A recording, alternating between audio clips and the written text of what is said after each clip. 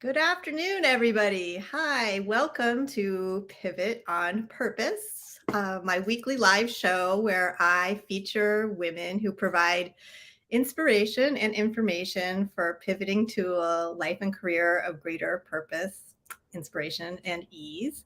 I am an ICF certified coach, a serial midlife reinventor, but Susannah may be even more of a reinventor than I am. And I have 4 kids, and I work with women to help them pivot to careers and lives of greater fulfillment through my Meant for More method, which is my one-on-one coaching program. And I'm so excited to introduce you guys to Susannah Ludwig. Is it Ludwig? Ludwig, you got it right. Okay. A bit about Susannah. She is a life coach and an expert in transitions, and she knows all about the transitions because in the past 4 years, she's gone from being an Academy Award nominated film producer to a coach, from living in busy Brooklyn to suburban Long Island, from being a divorced mom of 1 child to being remarried with a blended family of 4 kids. And I love this one, Susannah, too, because from being a fearful of dogs to becoming a loving dog owner. How? Like, because I have the same thing. I don't like dogs. They scare me. And then 10 years ago, my daughter got me to adopt a 3.5-pound long-haired Chihuahua. Yeah. That's what happens. You get a dog and then you fall in love. It's sort of what happens in a way that you never, ever thought you would. I know. And then you get it. You're like, oh, I get it. Yeah. And honestly, it's a kind of love that I didn't even know was possible. And I know. It's crazy. Like she sleeps with me every night. Yeah. My dog does too. So through it all, she celebrates the changes, taps into her joy, and enlists gratitude. And as a coach, she loves helping her clients get from where they are to where they want to be, moving towards the life they long for. Love that. Life they long for. So welcome. So good. Thank you so much for having me. I'm super excited to be here. Yeah. So could we start by can you tell us a little bit about your pivot on purpose story? Sure.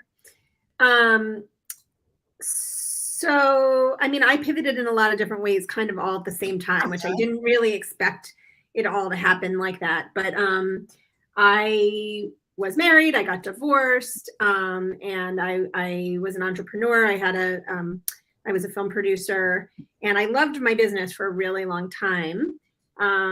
But then as a single mom, as my son started getting older, I started realizing that I wanted a career that would, number one, allow me to be home more, and number two, allow me to have more kind of stable and consistent income. Mm-hmm.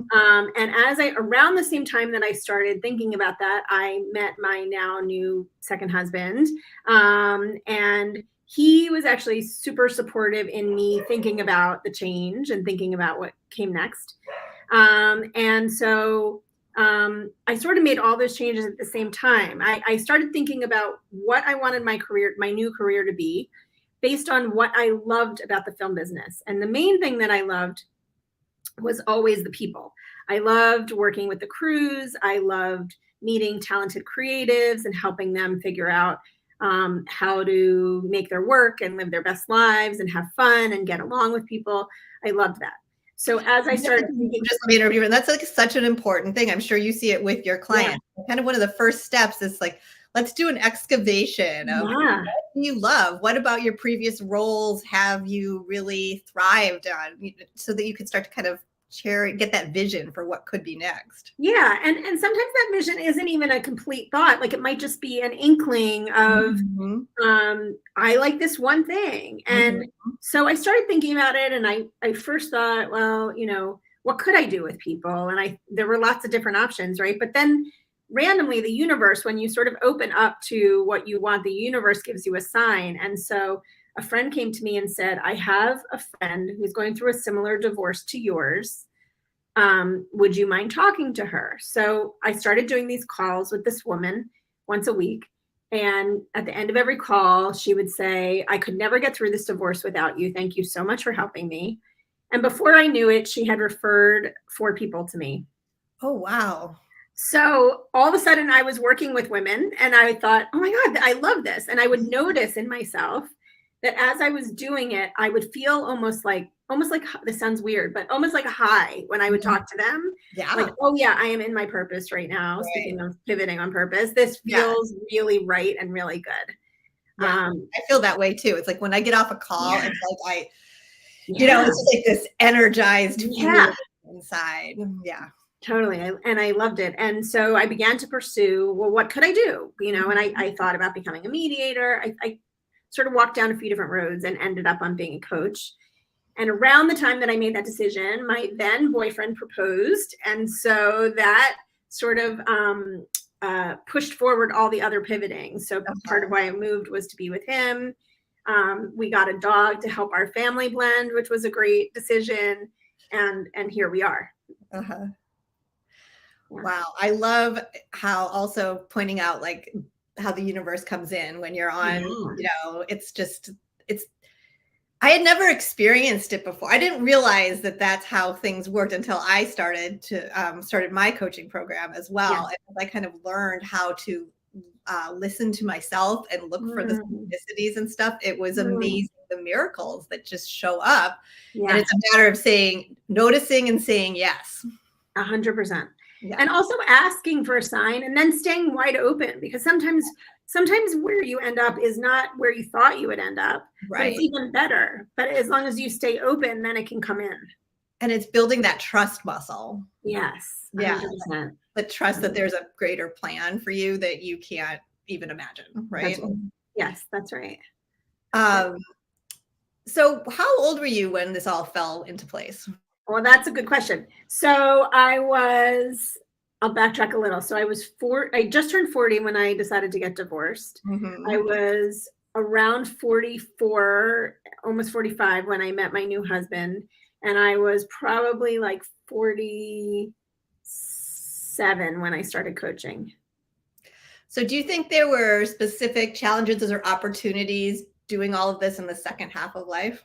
Yeah, I think the older you get, the more clear you get, ideally, if you've done the work and if you've shown up in life and really sort of noticed and taken stock to what works and what doesn't work.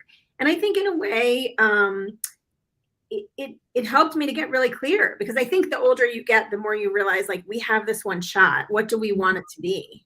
Mm-hmm. I think even actually looking back, the pandemic, I think for a lot of people shifted that into focus, which is a blessing of this moment that we're in. Yes.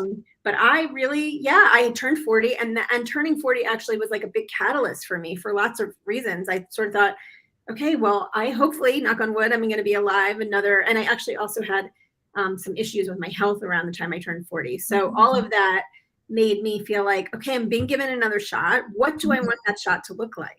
Mm-hmm. Mm-hmm. And it just helped me prioritize a lot. Mm-hmm. So when I think about pivoting, I feel like when I talk about there are like 3 drivers to successfully transformation. And the 3 that I talk about are clarity of who you are now and what you want, and also getting real about what your life looks like and what your greatest vision, what it could be, because sometimes we don't like to look at some of the things that are happening right now. I talk about confidence, which my belief is confidence in something you just have. And I think a lot of people start to wait for confidence and they never get it. So they never make a move. So for me, that's learning how to manage doubt and your credit, stuff like that, taking action anyway. And then I talk about courage, because it takes courage. And with courage, I think about building your support so that you have a support system as you move through a transition. What kind of things do you think are important to sustainable transformation? Well, I love all those things that you said, and I think they're really right. I used to have a posted above my desk that said, "Leap and the net will appear." And I think you do need a certain kind of trust to make any of these kinds of changes, and a certain kind of belief that your life is worth prioritizing, right? Like realizing that making choices for yourself is worth it and will be rewarded. I love what you said about having support. I think it's really important. I think it's important to build your army of people in your life, whether it be like a romantic partner or family or even your children, who really believe in you and who who are like your cheering squad no matter what, because any of these changes, like another thing to remember is that happens over time. It's not a quick thing. Any of these changes, whether it means leaving a relationship or changing careers or moving or any of them, it's a process. So along that process, it's required a lot of patience and a lot of sort of like keeping your eye on the long-term prize and knowing that you're going to go through stuff to get there. So having your army behind you as you take those steps is really, really important. I love that. Yeah. Anything else that you think to help sustain you over that long term? I mean, you're going to have change is scary. It is. It just is. And fear is going to ride along with you, and there'll be bumps along the road. So how do you get yourself back up? I mean, gratitude is a huge thing. I as I said before, like tapping into what you can be thankful for, and part of that is noticing what is going well, even when it feels bumpy, and sometimes being grateful about things that seem unimportant actually become bigger in your life. Like maybe being grateful for the small rituals that you have in your life every day that help you feel grounded, right? I think that's really important. I think having systems and rituals and kind of routines is really important when there's change. So whether that's exercise, meditation, journaling, even routines with friends, anything like that helps you sort of stay close to yourself and make you feel supported is really, really important. Would you share with us some, do you have a gratitude practice or what some of your routines and rituals? Yeah, sure. So I meditate every day. I've been a meditator for years, and that has been a huge part of my life. Just helps me to feel sort of calmed and helps me to sort of notice the way my brain works, notice what works for me, what doesn't work for me. I definitely have a gratitude practice. Sometimes I write it, sometimes I just think it, but I definitely, when I wake up in the morning, every single day, say what I'm grateful for, even in my head. Sometimes I say it out loud to my husband, but I definitely use gratitude as a way to like pay attention to what is going well and keep me focused on the positive. The idea of saying it out loud to your husband. Yeah. Because I always want to start a gratitude practice. And so, but I think that I have to write it, so you make these rules for yourself that block it. So I'm started now when I put my head on the pillow, thinking of things that I'm good. That's a good one. Yeah. And I think it would be a lovely practice of connection with my husband. Yeah. And to build intimacy with my husband. If when I woke up in the morning, I looked over at him and we shared gratitude. Yeah. Yeah. My husband and I meditate together. He had never meditated before he met me. And now we meditate together every morning before we get out of bed, which is a really nice thing that we share. Helps us stay kind of grounded. And I think, I love that idea of you trying to do that. I think that's really good. And recently in the last 6 months, I've become an exerciser, which I never was before. And it was something I've all my whole life always wanted to work on, but for various reasons had trouble. But I would say since, about 8 months now, this year, I exercise every day and I feel a huge difference in everything about my life, my energy level, my relationship with my body, my mental state, all of it. What kind of exercise do you like? I follow like 2 or 3 different women who have different like routines that you can watch online. So I sometimes only do like 20 minutes. Like it doesn't have to be long, but for me, even being consistent and moving my body every day has made a huge difference. That's amazing. Congratulations. Thank you. Yeah, it feels good. It feels good. So if there are any women who are watching this who are like, feeling that the status quo isn't really working for them, are there any signs that you think about that are like, okay, now it's time. It is time. The time is now. That's a really good question. I mean, I always say to clients, like, inside yourself when it's time to make a change. It's just a question of how badly do you want it? Sometimes we have to stay in either a relationship or a job or a career for a long time until something else shifts that forces us to make the change. But our own internal voice constantly tells us this isn't working, or I'm not happy, or I want something else so much more. And Mhm. any of these practices that we just talked about, journaling, exercise, meditation, they all bring us closer to ourselves. And the goal is to just be in a place where we can hear those internal voices loud enough to really pay attention to them. Right. Because Yes. when we don't pay attention to them, they start talking louder until we can't ignore them eventually. Yes. But it's good if we can pay attention to them before there's like Or some the universe cataclysm. interjects in a way that's not so fun. That's right. That's right. That's right. Yeah. Yeah. Yeah. Yeah. Yeah.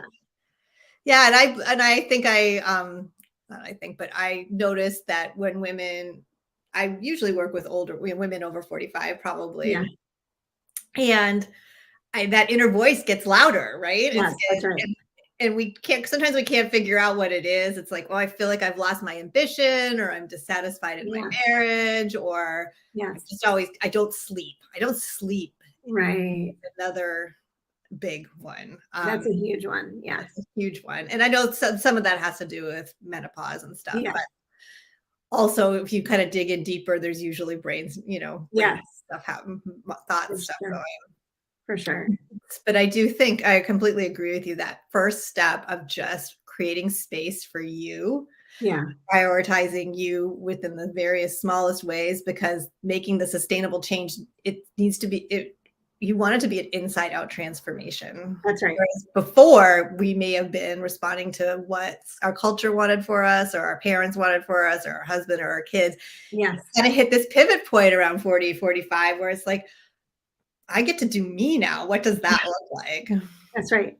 And I think one thing that's really important to know, and I learned this when I got divorced, is like, you don't have to know the end game. You Mm, just have to know what you're going to do today that's going to point you in the right direction of the direction you want to go. yeah. Um, because I remember when I first got divorced, actually, a dear friend said to me, like, you don't have to have this all figured out. You just have to know, what are you going to do today that's going to move you towards that next place you want to go to. Yes, that's so important. And I think Yeah. that, I don't know about you, but for me, who's always been kind of a bit of an achiever and a sort of a control Yeah. freak, Me too. that's a hard lesson to Yeah. learn. And you Yeah. want to have it all figured out, and you want to take like these huge leaps, and you're like, Yes. no. Yeah.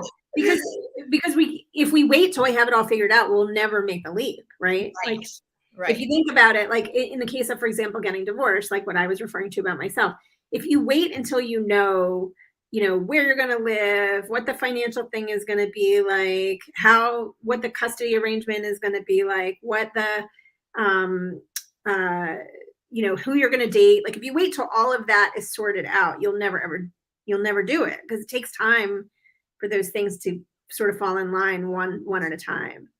Yeah. And then when you don't do it, what is the cost to you over time? Right. I mean, that's the thing. There's Yeah. a major cost to you over time, I think. Yeah. And you brought up earlier the concept of knowing our own worthiness. Yeah. Yeah. I mean, I think for women especially, that's a hard one. Mhm. A lot of times we have to go through quite a lot of life before we know that. And it's almost like we have to learn how to kind of fall in love with ourselves. Yeah. I sometimes ask people to do what I call a did well list, which is a little list where they text me some things that they did well that day. And sometimes those things can be as minor as, I made a good dinner tonight. Or sometimes they could be much bigger, like I helped my child through a big problem, or I led a wonderful meeting at work, or, it ranges. But the idea of it is something you talked about before, which is confidence building. Yeah. How can we, learn how to have confidence in things that we achieve in an everyday way that could make us feel better and better about ourselves? And feel like there were enough, right? Because Yeah, usually we're looking at the things that don't get done at the end of the that's right. day. That's Um, right. and so taking that moment to reflect on what we're celebrating for that day Yeah. can help you to, oh, yes, thank you. Yeah. That's right. Yeah. That's right. Yeah. Yeah. And help us to realize that there is quite a lot to celebrate, even when you might not realize it. Yeah. And, just in little things too. I mean, I'm kind of working on this positivity program, and not in a toxic type of way, but like even just getting to go for a walk outside, or, Yeah, there's little things that that we don't think about that's right. celebrating, that are really important and enriching to our souls, which is, Yeah. And there's so much we do as women, as partners, as collaborators, as mothers, that we don't even acknowledge, like that are huge successes that right. we're having every single day. Well, like motherhood's the huge one, right? Right. That's right. Like we devote That's our right. lives to it. Yeah. And then, you don't get an award for being a Right. great mother. Right. Right. Yeah. That's right. Um, yeah. That's right. And it's one of the most, for me, one of probably the most important and fulfilling, 100%. relationship and purpose. And Yeah. I guess I noticed a big shift in me. Like for the first half of my life, I wanted to be a mom, and I was lucky enough to be able to stay home with my kids, and I Yeah. had 4 of them, so Yeah. clearly I was very devoted to that. But Yeah. then, like when I turned 40, it was the same. I had my youngest when I was 39, and I was like, what's next? What Yeah. immediately. And then I, like you, got the calling to be a coach. And it was just Yeah. the same thing. I just signed up the next day and started a program. Amazing. Well, I think coaching I mean, a lot of different types of personalities are great coaches, but I think coaching and motherhood are very similar in a certain way, right? Because we want to just love our clients and Yes. open our hearts to them and envision the life that they can live the same way we do our children, Yeah. and help support them along the way, Right. So Right. I think, it makes sense that you were so devoted to motherhood that you would become a coach. That makes a lot of sense. Yeah. I always say that, like, I can see the brilliance in others before and I can hold that vision for them as they Yeah. do it themselves. And then it goes the other way. I don't know if you found this, but as a mother, especially lately, I've been bringing in my coaching skills all the time, because now that my kids are older, right? They're Yeah. adults. Yeah. It's they need a coach. They don't need a problem solver. They Yeah. don't. That's not appropriate. Yeah. So how do That's I interesting. reflect back to them and ask them deepening questions so that they can find their own answers? That's really interesting. I love that. I'm going to keep that in mind as we have 4 kids now. 2 of them are out of the house and kind of living their own lives, and Mhm. I'm not their primary mother, so they don't always ask me my opinion, but when they do, I do try to lead them that way. But for the 2 younger ones, that's really wise advice. I appreciate that.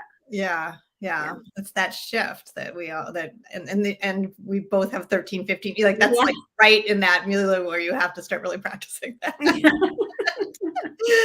Well, awesome. Thank you so much for Yeah. joining me today. And everybody, you can find Susannah at her website, susannaludwig.com. Yeah. And also, I've created a free guide if anybody is thinking about pivoting, which is 10 clues to clarify your pivot on purpose, which you could find on my website, which is Ann Pillsbury, and with an E.com. And you can just download it at the buttons at the top.